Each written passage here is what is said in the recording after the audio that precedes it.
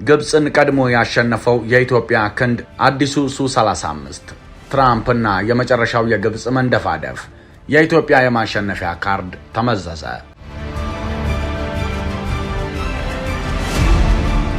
ኢትዮጵያ የነዳጅ ማጣሪያ ግንባታ ስትጀምር ምስሮች አደገኛ የፕሮፓጋንዳ ጥቃት ጀመሩ። አሁንም የኢትዮጵያ ጦር አዳዲስ ሩሲያ ሰራሽ ሱ-35 ተዋጊ ጀቶችን ከሩሲያ ሊረከብ እንደሆነ ሲሰማ የግብፅ ቤተመንግስት መናጋት ጀመረ። ሁሉም ነገር ግን ዞሮ ከህዳሴ ግድቡ ጋር የሚገናኝ ነው። ይባስ ብሎ አሁን የአሜሪካው ፕሬዝዳንት ዶናልድ ትራምፕ በግብፅ ጉብኝት ሊያደርጉ መሆኑን ተከትሎ አልሲሲ በኢትዮጵያ ላይ ሲሲቱ ተሰምተዋል። ነገሩ የኢትዮጵያ የፖለቲካ ውጥረት ግምት ውስጥ ባስገባ በሚመስል መልኩ ማስፈራሪያ መላካቸው ይመስላል። አልሲሲ ዩናይትድ ኔሽን፣ አፍሪካ ህብረት እያለን ዶሴ ተሸክመን የምንዞረው ፈርተን አይደለም። ግብፅ መብቷን ለማስከበር ማንኛውንም እርምጃ ልትወስድ እንደምትችል ሊታወቅ ይገባል ብለው የመጨረሻ የፍራቻ ዛቻ አስተላልፈዋል። ለመሆኑ ግብፅን ያስደነገጠው የጦር ጀት ግዢ ምን ይመስላል? የግብፅ ሶስቱ ፍራቻዎች ምንድን ናቸው? ከአዲሱ የጎዴ የነዳጅ ማጣሪያ ጀርባ ያለው የግብፅ ስውር እጅ ምን ይመስላል? ሰሞነኛ አብጠርጥሮ ያስቃኛቸዋል። እስከ መጨረሻው አብራችሁን ቆዩ። ጊፍት ሪል ስቴት እንደ ስሙ የሚያስፈነድቅ ጊፍት ይዞሎት መጥቷል። ስጦታውና ጥቅሉ ዳጎስ ያለ ነው። ምን አለ አትሉም? ከመስከረም 29 ጀምሮ በአይነቱ የተለየ የዋጋ ቅናሽ ኤክስፖ ለደንበኞች አሰናድቷል። እስከ 25 በመቶ የሚደርስ ልዩ ቅናሽ፣ 55 በ45 የባንክ አማራጭ፣ በ5 በመቶ ቅድመ ክፍያ ብቻ። እድሉ ለአጭር ቀናት ነው። የት ካላችሁ በለገሃር የድሮ ባቡር ጣቢያ ፊት ለፊት 85000 ካሬ ሜትር ላይ ያረፈ ቅንጡ መንደር፣ ትምህርት ቤት፣ የሕክምና ተቋም፣ የስፖርት ማዘውተሪያ እና የህፃናት ማቆያ ከመዋኛ ገንዳ ጋር አሟልቶ የያዘ ትልቅ መንደር ተገንብቷል። በተጨማሪ በ22 በሲኤምሲ በተክለ ሃይማኖት በቦሌ አትላስ እንዲሁም በአያት ዝነጥ ያሉ አፓርትመንቶች፣ የንግድ ሱቆች እንዲሁም ቪላ ቤቶችን በተመጣጣኝ ዋጋ ከጊፍት አማራጭ በሽ ቀርቦሎታል። ስጦታን ከጊፍት ለአጭር ጊዜ ብቻ እድሉን ለመጠቀም ቀድሞ ይገኙ እና ከጊፍት ሲገዙ እንደማያፍሩ ልጠይቅ። ለበለጠ መረጃ 0981674340 ወይም 0994842324 ይደውሉ። ጊፍት ሪል ስቴት። ከቅርብ ጊዜ ወዲህ ኢትዮጵያ ከመቼውም ጊዜ በላይ ከሩሲያ ጋር ወታደራዊ ግንኙነቷን እያጠናከረች ሲሆን በተለይም ሱኮይ ምርት የሆኑ ሱ-35 ተዋጊ ጀቶችን ለመግዛት ውል ተፈራርማለች። ከሰሞኑ አየሩን ይዞት የነበረውም ይኸው ነገር ነበር። ሮስቴክ የተሰኘ የመከላከያ ኩባንያ በወጡበት ሚስጥራዊ ሰነዶች ነበር ነገሩ የተገለጠው።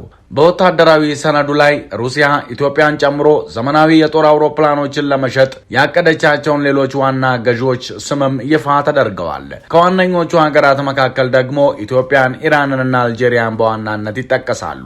ይህ የአዳዲስና ዘመናዊ ተዋጊ ጀቶች ግዢ ታዲያ ሞስኮ በአፍሪካ ውስጥ ያላትን ወታደራዊ ትብብር የበለጠ ለማጎልበት ያላትን ፍላጎት የሚያሳይ ሲሆን ለኢትዮጵያም ከምዕራባውያን ገደቦች ውጪ የጦር መሳሪያ ለመግዛት የሚያስችል አማራጭ እንዳላት በይፋ ለጠላቶቿ የገለጠ ሁነት ሆኗል። የኢትዮጵያ ጦር ቀደም ብሎ ዘመናዊዎቹን የሱ-30 ጀቶች በመረከብ የታጠቀ ሲሆን ኢትዮጵያ የአየር ኃይሏን በሩሲያ የላቁ የጦር መሳሪያዎች የማዘመን ሂደት ውስጥ እንዳለች ለወዳጅም ለጠላትም አሳይታለች። አዲሱ የሱ-35 ጀቶች ጉዳይ ታዲያ ከመቼውም ጊዜ በላይ ግብፃውያንን ሲያስጮህ ተመልክተናል። የግብፅ ሰሞናዊ ግብግብና የኢትዮጵያ የአየር የበላይነት። ከሰሞኑ ግብፃውያን ፖለቲከኞችና መገናኛ ብዙሃን ኢትዮጵያ የጦር ጀቶችን መግዛቷን ዋና አጀንዳ ያደረጉት በሶስት ዋና ፍራቻዎች ምክንያት ነው። የመጀመሪያው ግብፅ ደስተኛ ያልሆነችበት ምክንያት በዋናነት ኢትዮጵያ በመግዛቷ ምክንያት በክልሉ የኃይል ሚዛን ላይ የሚፈጠረው ለውጥ ነው። ከጀቶቹ አይነት ጋር የተያያዘው ውዝግብ ደግሞ ለዚህ ስጋት የፖለቲካዊ ትኩሳት ጨምሯል። ግብፅ ከሩሲያ ዘመናዊ የሆኑ ሱ-35 ጀቶች ለመግዛት ውል ተፈራርማ ነበር። ይህ ውል በዋነኝነት በአሜሪካ የፖለቲካ ጫናና ማዕቀብ ስጋት ምክንያት ሳይሳካ ቀርቷል። ኢትዮጵያ ግን ግብፅ የተከለከለችውን ዘመናዊ ትጥቅ ያውም አደገኛ ተዋጊ ጀት ልትታጠቅ ጫፍ ላይ ናት። በአጭሩ ግብፅ በዲፕሎማሲያዊ መንገድ ማግኘት የተሳናትን ወታደራዊ አቅም ዋና ተቀናቃኟ መያዟ ትልቅ ፖለቲካዊ ኪሳራ ነው። ይህ ሁኔታ ነው ግብጾች ዘንድ ብስጭትና የፖለቲካ ቅሬታ እንዲፈጠር ያደረገው። ሌላኛው የጭንቀታቸው መነሻ ደግሞ ኢትዮጵያ ዘመናዊ ጀቶች መግዛቷና መታጠቋ በአየር ላይ የግብፅን ብልጫ ወይም ሱፔሪየሪቲ የመገዳደር አቅም መስጠቱ ነው። ይህ ብቻ ሳይሆን የኢትዮጵያ ዘመናዊ የአየር ኃይል ባለቤትነት ግብጽ ከሰሞኑ እንደምትደነፋው በታላቁ የህዳሴ ግድብ ላይ አንድ ነገር ቢታሰብ እንኳ ወታደራዊ ጥቃት ለመሰንዘር የምትወስደውን ውሳኔ በከፍተኛ ደረጃ አስቸጋሪና አደገኛ ያደርገዋል። ይህ የስትራቴጂያዊ ማስፈራራት አቅም ነው። በአጭሩ ግብጽ በቀጥታም ሆነ በተዘዋዋሪ በግድቡ ላይ ወታደራዊ እርምጃ ለመውሰድ ብታስብ የሱ-35 ጀቶች መኖር እንዲህ ያለውን እቅድ እጅግ አደገኛና የማይቻል ያደርገዋል። ይህ ደግሞ የግብጽን የመጨረሻ የፖለቲካ አማራጭ ማለትም በተደጋጋሚ የሚሉትን ወታደራዊ ኃይልን መጠቀም ከአጀንዳነት ያስወጣል። የመጨረሻው ግብጽን የሚያሰጋት ዋነኛው ነገር ኢትዮጵያ ይህንን ወታደራዊ አቅም መገንባቷ የቀጠናውን ፖለቲካዊ ቀመር ወይም ጂኦፖለቲካል ኢኩዌሽን የሚቀይር መሆኑ ነው። አዲስ የአየር ኃይል አቅም ያገኘችው ኢትዮጵያ ደግሞ በቀይ ባህር ቀጠናና በአፍሪካ ቀንድ ውስጥ የፖለቲካዊ ተጽዕኖዋን ለማጠናከር የበለጠ በራስ የመተማመን አቅም ይሰጣታል። ይህ ደግሞ ግብጽ በባህረ ሰላጤው ሀገራትና በምዕራባውያን ዘንድ ያላትን የቀድሞ ተጽዕኖ በእጅጉ የሚቀንስ ነው። በአጭሩ የግብጽ ደስተኛ አለመሆን ከጀቶቹ አይነት በላይ ነው። ግብጽ የኢትዮጵያና ሩሲያ ወታደራዊ ግንኙነት መጠናከር፣ በተለይም ዘመናዊ የጦር ጀቶችን መግዛት በአባይ ወንዝ ላይ በታላቁ የህዳሴ ግድብ ዙሪያ ያለውን ስትራቴጂያዊ ሚዛን ስለሚቀይር በእጅጉ ትሰጋለች። ቀጠናውን የቀየረው ወሳኝ እርምጃ። በተጨማሪም ግብጽ የኢትዮጵያን አየር ኃይል ማዘመን የምትፈራበት ዋና ምክንያት በእስራኤል በኩል ሊደርስ ይችላል ብላ የምትጠረጥረውን ማንኛውንም አይነት ወታደራዊ ጣልቃ ገብነት የመከላከል አቅም ኢትዮጵያ መጨበጧ ነው። ኤርትራና ግብጽ እንደ ኔቶ ያለ በቀጥታ ወታደራዊ ጣልቃ ገብነት የሚያስገድድ ይፋዊ የጋራ ስምምነት የላቸውም። ይሁንና በሁለቱ ሀገራት መካከል በኢትዮጵያ ቀጠናዊ ተጽዕኖና በታላቁ የህዳሴ ግድብ ላይ ባላቸው የጋራ ስጋት የተነሳ ጠንካራና ስትራቴጂያዊ የጸጥታ ትብብር አለ። ይህ ግንኙነት በዋናነት የተመሰረተው በጋራ ጠላት ጽንሰ ሐሳብ ላይ ነው። ሁለቱም ሀገራት ኢትዮጵያ በምስራቅ አፍሪካና በቀይ ባህር አካባቢ ያላትን ኢኮኖሚያዊና ወታደራዊ የበላይነት የመገደብ የጋራ ፍላጎት አላቸው።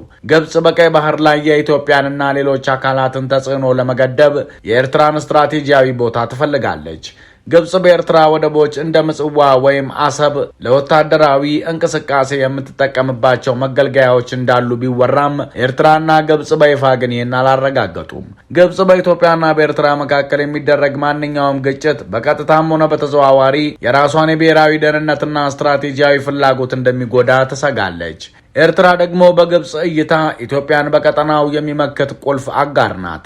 ኢትዮጵያ ኤርትራን በከፍተኛ ሁኔታ የምታዳክምበት ወታደራዊ ድል ብታገኝ ይህ የግብጽ በኢትዮጵያ ላይ የነበራትን የፖለቲካ ሊቨሬጅ ሙሉ በሙሉ ያሳጣታል። የጦር ጀቶቹ መምጣት የሻዕቢያ መንበርከኪያ ካርድ። የጦር ጀቶቹ ወደ ኢትዮጵያ መዝለቅ ሻዕቢያን ያዳክማል። የሻዕቢያ መዳከም ደግሞ ኢትዮጵያ ያለምንም ከልካይ በምስራቅ አፍሪካ ቀንድ ብቸኛ ወታደራዊና ፖለቲካዊ የበላይ እንድትሆን ያደርጋታል። ይህም በታላቁ የህዳሴ ግድብ ዙሪያ ለሚደረጉ ድርድሮች የኢትዮጵያን እጅ የበለጠ ያጠናክራል። በሁለቱ ሀገራት መካከል የሚደረግ ጦርነት የቀይ ባህርንና የባብ ኤል ማንደብን ወሳኝ የመርከብ መስመር ሊያናጋ ይችላል። ግብጽ ደግሞ የሱዌዝ ካናል ዋና ተጠቃሚ እንደመሆኗ በቀይ ባህር የሚፈጠር ማንኛውም አለመረጋጋት የንግድ እንቅስቃሴዋን ይጎዳል። በአሁኑ ሰዓት በኢትዮጵያ ውስጥ ያሉ የውስጥ ግጭቶች፣ በተለይም በአማራ ክልል ያለው ጦርነትና በትግራይ ያለው ያልተረጋጋ ሰላም ኢትዮጵያ ከኤርትራ ጋር ግጭት ውስጥ ብትገባ የሚገጥማትን ፈተና በእጅጉ ያወሳስቡታል። የአገሪቱ የውስጥ አለመረጋጋት ለውጭ ሀገር ፖሊሲዎች እንደ ጂኦፖለቲካዊ መሳሪያ ሆኖ ሊያገለግል ይችላል። ግብጽና ኤርትራ የጋራ ስትራቴጂያዊ ፍላጎት ስላላቸው በሰሜን በኩል ያለ ማንኛውም አለመረጋጋት ለግብጽ እንደ ስትራቴጂካዊ ጥቅም ይቆጠራል። ግብጽ በኢትዮጵያ የውስጥ አለመረጋጋት ከፍተኛ ጥቅም ልታገኝ ትችላለች። ዋናው ዘዴዋም ኢትዮጵያ በሁለትና በሶስት ግንባር እንድትዋጋ ማስገደድ ነው። ግብጽ በቀጥታ ወደ ግጭት ውስጥ ሳትገባ የፖሊሲ ግቧን ለማሳካት ለሚረዱ የውስጥ ኃይሎች ወይም ለኤርትራ ፋይናንስ፣ መረጃ ወይም ወታደራዊ ያልሆኑ ድጋፎችን ልታደርግ ትችላለች። ይህ ኢትዮጵያን ያለማቋረጥ የውስጥ ኃይሏን እንድትጠቀም ይገፋፋታል። እንዲሁም ግብጽ በዓለም አቀፍ መድረኮች በተለይ በተባበሩት መንግስታት ድርጅት የጸጥታው ምክር ቤት ወይም በሌሎች የአፍሪካ መድረኮች ኢትዮጵያ የውስጥ ችግሯን መቆጣጠር ያልቻለች ሀገር በመሆኗ እንደ ታላቁ የህዳሴ ግድብ ያሉ ትላልቅ ፕሮጀክቶችና የቀጠናውን መረጋጋት ማስጠበቅ እንደማትችል ምክንያት በማድረግ ክስ ልታቀርብ ትችላለች። ግብጽ ኢትዮጵያ ከኤርትራ ጋር ግጭት ውስጥ እንድትገባ ብትገፋፋ ዋናው ጥቅሟ ኢትዮጵያ የቅርብ ጊዜ ግዢዋን ሱ-35 ጀቶችን ለመሰረታዊ ሀገር መከላከያ ከመጠቀም ይልቅ የድንበር ጦርነቱ ወይም የውስጥ ግጭቶችን ለመቆጣጠር እንድትጠቀምበት ማስገደድ ነው። ይህ የኢትዮጵያን ስትራቴጂያዊ አቅም ያዳክማል። በአጭሩ የኢትዮጵያ የውስጥ አለመረጋጋት በተለይም በአማራ ክልል ያለው ግጭት ለግብጽና ለኤርትራ የጋራ ጥቅም ሊውል የሚችል ትልቅ ስትራቴጂካዊ ተጋላጭነት ነው። የኢትዮጵያ የውስጥ የፖለቲካዊ አንድነትና መረጋጋት ለውጭ ጫናዎች ዋናው የፖለቲካዊ ጥቃት መሳሪያ ነው። ግብጽ ሃይማኖትን እንደ ፖለቲካዊ መሳሪያ ለመጠቀም ከሚሞክሩ ወይም ከሚጠቀሙ ሀገራት አንዷ መሆኗ በጂኦፖለቲካዊ ትንታኔዎች የተረጋገጠ ነው። የኢትዮጵያን ነዳጅ ለማስተጓጎል የተደረገው የግብጽ አደገኛ ሙከራ። የሰሞኑ የጎዴ ዘይት ማጣሪያ ፕሮጀክት ከቻይና ጋር በተደረገው ስምምነት ግንባታው ሲጀመር ግብፃውያንን አበሳጭቷቸው ነበር። ያበሳጨበት ዋናው ምክንያት ደግሞ ከአባይ ወንዝ ውሃ ውዝግብ ውጭ የኢትዮጵያን የፖለቲካና የኢኮኖሚ ኃይል የሚያጠናክር በመሆኑ ነው። ግብጾች ጉዳዩን የመነጋገሪያ አጀንዳ ያደረጉት ኢትዮጵያ ከቻይና ጋር የፈረመችው የጋዝ ስምምነት ወደ $2.5 ቢሊዮን የሚገመት ግዙፍ የካፒታል ኢንቨስትመንት ይጠይቃል። በዋናነት የሚያተኩረው በኢትዮጵያ ሶማሌ ክልል ውስጥ የሚገኘውን የኦጋዴን ተፋሰስ የተፈጥሮ ጋዝ ክምችት በማልማትና ወደ ውጭ በመላክ ላይ ነው። ይህ ግዙፍ ፕሮጀክት ሀገሪቱ ከምትጠብቃቸው የውጭ ምንዛሬ ምንጮች አንዱ ሲሆን ዋና አጋር ድርጅትም የቻይና መንግስታዊ ኩባንያ ቅርንጫፍ የሆነው ፖሊ ጂሲኤል ፔትሮሊየም ግሩፕ ሆልዲንግስ ሊሚትድ ነው። ስምምነቱ የተፈረመው የኢትዮጵያን ካሉብና ሂላላ የተፈጥሮ ጋዝ መስኮችን ማልማት ላይ ሲሆን ስምምነቱ የተፈጥሮ ጋዝ ክምችት እጅግ ከፍተኛ በሆነባቸው በካሉብና ሂላላ አካባቢዎች የሚገኙትን ጋዞች ማውጣት፣ ማዘጋጀትና ማጓጓዝን ይሸፍናል። በካሉብና ሂላላ የተረጋገጠው የተፈጥሮ ጋዝ ክምችት መጠን 4 ትሪሊየን ኪዩቢክ ጫማ በላይ እንደሆነም ይገመታል። መጀመሪያ ላይ ኤልኤንጂ ፋብሪካው በጅቡቲ ወደብ ላይ እንዲገነባ ታቅዶ ነበር። ፖሊ ጂሲኤል የሙከራ ምርትንና የጋዝ ፍሰትን በተሳካ ሁኔታ አከናውኗል። ነገር ግን ትልቁ የኤክስፖርት ስራ ገና አልተጀመረም። ይህ የጋዝ ልማት ፕሮጀክት ለኢትዮጵያ ኢኮኖሚ እጅግ ከፍተኛ ጠቀሜታ አለው። ኤልኤንጂ ወደ ውጭ መላክ ለኢትዮጵያ ትልቅና ዘላቂ የሆነ የውጭ ምንዛሬ ምንጭ ይሆናል። ይህ ደግሞ በከፍተኛ የውጭ ምንዛሬ እጥረት ለምትታመሰው ሀገር ወሳኝ ነው። ፕሮጀክቱ ሙሉ በሙሉ ወደ ስራ ሲገባ በዓመት $1 ቢሊዮን የሚገመት ገቢ እንደሚያስገኝ ይገመታል። ከጋዝ ክምችት የተወሰነ ክፍል ለኢትዮጵያ የኃይል ማመንጫ ጣቢያዎች አገልግሎት ሊውል ይችላል። ይህ የኤሌክትሪክ አቅርቦትን ለማረጋጋትና ለማስፋፋትም ይረዳል። የማዳበሪያ ጋዝ እንደ ጥሬ ዕቃ በመጠቀም ማዳበሪያ ፈርትላይዘር ማምረት ይቻላል። ይህም የግብርና ምርትን የሚያግዝና የማዳበሪያ ማስመጣት ወጪን የሚቀንስ በመሆኑ ትልቅ የኢኮኖሚ ጥቅም አለው። እንዲሁም ለሀገር ውስጥ የኢንዱስትሪ ፓርኮችና ፋብሪካዎች ኃይል ማቅረብ የኢንዱስትሪውን ዘርፍ ያፋጥናል። የቧንቧ መስመሮችና ሌሎች ተያያዥ መሰረተ ልማቶች በአብዛኛው የሚገነቡት በሶማሌ ክልል ውስጥ በመሆኑ የክልሉን የኢኮኖሚ እንቅስቃሴና የልማት ተደራሽነት ያሻሽላል። በዚህ በጋዝ ማውጣት፣ በቧንቧ ዝርጋታ፣ በኤልኤንጂ ፋብሪካው ግንባታና ስራ ላይ በብዙ ሺዎች የሚቆጠሩ የሥራ ዕድሎች ይፈጠራሉ። በአጠቃላይ ይህ ከቻይና ጋር የተፈረመው ስምምነት የኢትዮጵያን የተፈጥሮ ሀብት ወደ ገቢ ምንጭነት የሚቀይርና ለውጭ ምንዛሪ ችግር ዘላቂ መፍትሄ የመስጠት አቅም ያለው ብሔራዊ የልማት ምሰሶ ተብሎ ይታሰባል። ግብጾች ጉዳዩን የመነጋገሪያ አጀንዳ ያደረጉት የስትራቴጂያዊ ፕሮጀክት ለኢትዮጵያ የሚከተሉትን ጂኦፖለቲካዊ ጥቅሞች ስለሚሰጣት ነው። ግብጽ በአካባቢው የፖለቲካዊና ወታደራዊ ድጋፍ ለማግኘት በዋናነት የምትተማመነው በአሜሪካና በአውሮፓ ላይ ነው። ቻይና ግን በኢትዮጵያ እንዲህ ባሉ ስትራቴጂያዊ ዘርፎች ላይ ከፍተኛ ካፒታልና ቴክኖሎጂ ይዛ መግባቷ የግብፅን ምዕራባዊ ተጽዕኖ ለመመከትና በአፍሪካ ቀንድ የኢትዮጵያን አቋም ለመደገፍ እንደተነሳች ያሳያል።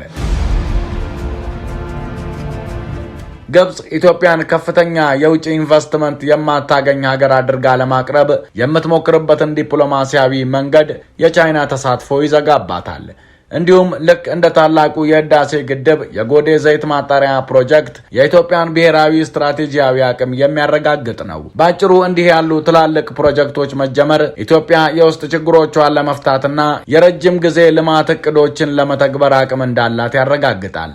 ይህ ደግሞ ግብጽ በኢትዮጵያ ውስጥ አለመረጋጋትን በመጠቀም ጫና ለመፍጠር የምታደርገውን ጥረት ያዳክመዋል። በአጠቃላይ የግብጽ ምላሽ የመጣው በጎዴ ዘይት ማጣሪያ ውስጥ ባለው ድፍድፍ ዘይት ሳይሆን ፕሮጀክቱ ኢትዮጵያን ከውጭ ኢኮኖሚያዊ ግፊት ነፃ በማውጣት የበለጠ ኃይልና ራስ ገዝ ሀገር በተመሳሳይ ራስ ገዝ ሀገር የሚያደርጋት መሆኑ ስለታወቃት ነው።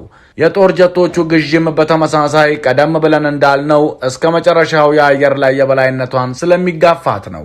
የተወደዳችሁ የሰሞነኛ ቤተሰቦች በጠቅላላ የግብጽ አሁናዊ እንቅስቃሴ ከጥንቸል ዝላይ የሚለይ አይደለም። ምክንያቱም ዝላዩ ተመልሶ የሚያርፈው መሬት ላይ ነውና። አብራችሁን ስለቆያችሁ ምስጋናችን ከልብ ነው። ሰብስክራይብ በማድረግ ቤተሰብ ሁኑን። ሰናይ ጊዜ። ሰላም በምድራችን ላይ ይስፈን። ሰላም። ጊፍት ሪል ስቴት እንደ ስሙ የሚያስፈነድቅ ጊፍት ይዞሎት መጥቷል። ስጦታውና ጥቅሉ ዳጎስ ያለ ነው። ምን አለ አትሉም? ከመስከረም 29 ጀምሮ በአይነቱ የተለየ የዋጋ ቅናሽ ኤክስፖ ለደንበኞች አሰናድቷል። እስከ 25 በመቶ የሚደርስ ልዩ ቅናሽ፣ 55 በ45 የባንክ አማራጭ፣ በ5 በመቶ ቅድመ ክፍያ ብቻ። እድሉ ለአጭር ቀናት ነው።